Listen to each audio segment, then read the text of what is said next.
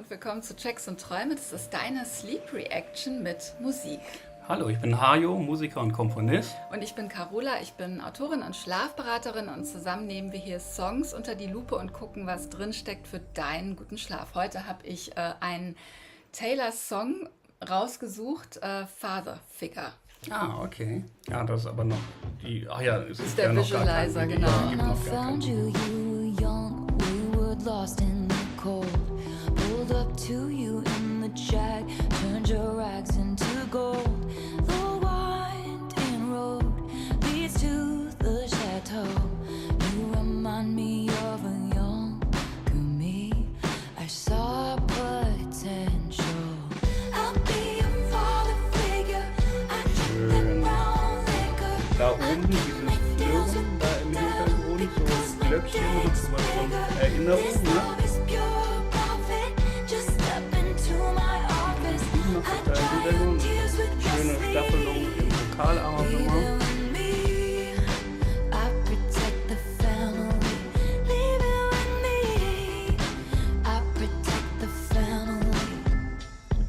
Es geht hier eigentlich um eine Abrechnung sozusagen, also um ein Mentorenverhältnis, Mentor-Schützling, das sie hier besingt. Ja. Und Taylor wurde ja früh, ich glaube mit 15, bei Big Machine Records unter Vertrag genommen, bei Scott Bruschetta.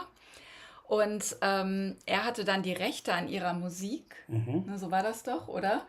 Ja, genau. Also er hat das, er war ja jetzt auch nicht schlecht, ne? Aber er hat das erstmal sie wirklich Vaterfigur, er hat sie unter ihre Fittiche genommen, unter seine Fittiche genommen und eben so ein bisschen angeleitet, wie das, sie kommt ja eigentlich aus dem Country-Bereich und er hat mit ihr sozusagen den Weg des Pop beschritten. Den Song hört, denkt man, da geht es um die Vaterfigur, das Vorbild, den Beschützer, I protect the family, aber das kriegt ja später nochmal so einen richtigen Spin, wenn man dann in Deep geht. I pay the check before it kisses the mahogany grain. Said they wanna see you rise, they don't want you to reign.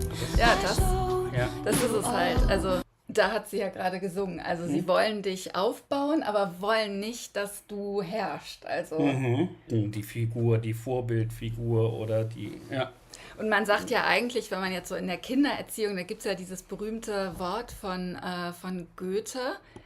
Das heißt ja, man soll jemandem Wurzeln geben und Flügel. Und das scheint hier nicht der Fall zu sein. Also es gibt die Wurzeln, aber es gibt keine Flügel. Nee. What is your loyalty, my dear protege?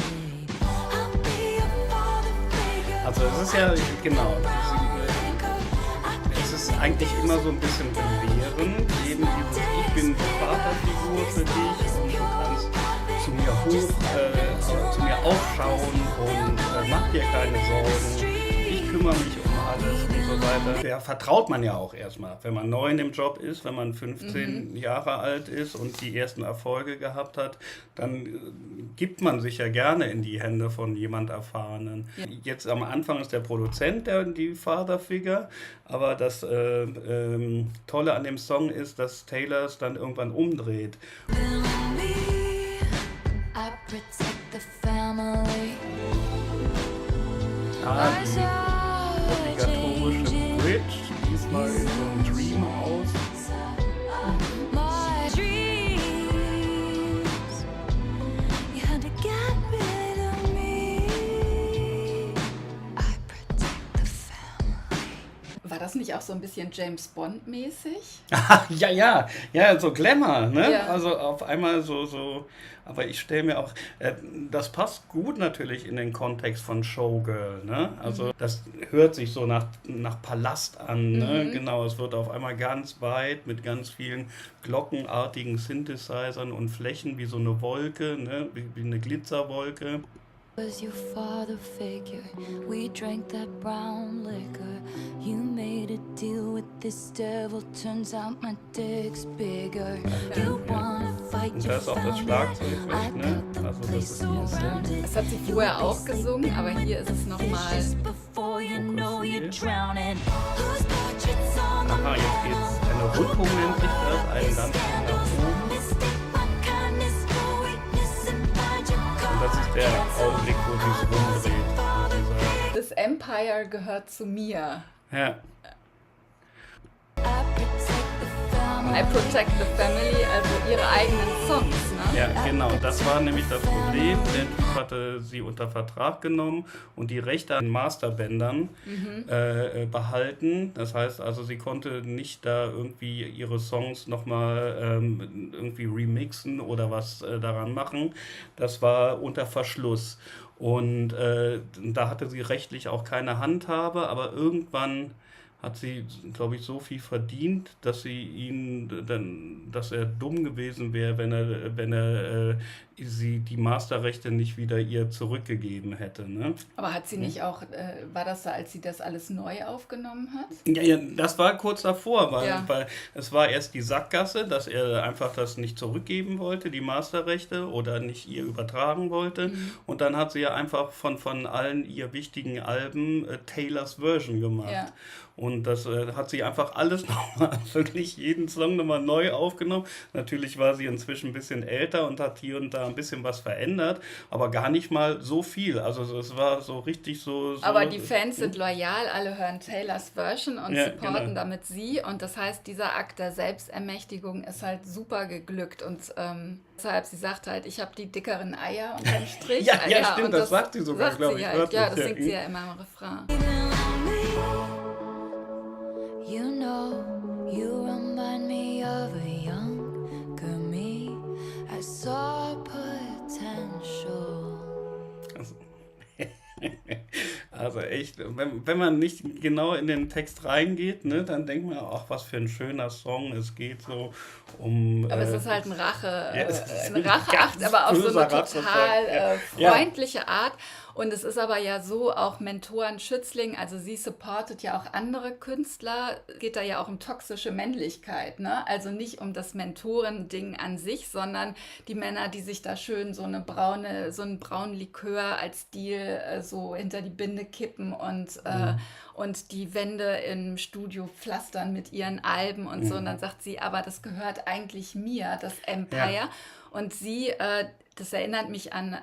Du erinnerst mich an mein früheres Ich, da würde ich dann eher denken, so an Leute wie Sabrina Carpenter, mit der sie auf der Eras Tour war, die sie supportet, aber ohne dieses männliche Ausnutzen sozusagen. Ja, aber am Anfang hat sie das natürlich gesagt, weil das war die Situation, wie die beiden zusammengekommen sind. Ne? Dass er tatsächlich zu ihr gesagt hat, ja, du erinnerst mich an, als ich noch Aber so deshalb, jung also war. ich glaube, da sind so verschiedene Ebenen Ja, drin. und was man ihr echt zugute halten muss, wo man echt daraus lernen kann, ist natürlich, dass diese Abhängigkeit oder dieses Verhältnis, dass es das natürlich in ganz vielen verschiedenen Situationen gibt. Und das ist toll, einfach mal auch der Gedanke zu überlegen, sag mal, ich bin jetzt, was weiß ich, 40 oder so und guck immer noch zu dir auf, aber eigentlich habe ich dich längst überholt. Ne? Ja, das Also, hattest du ja auch so eine Mentorin. Ja. Ja, es gibt, also auch Frauen können solche Mentorinnen sein. Es gibt klar. es überall. Und jetzt hast du ja fast schon das Einschlaf-Coaching gemacht. Sag jetzt erstmal kurz auf der Einschlaftauglichkeitsskala, wo würdest du den Song ansiedeln? Ja, ist schwer.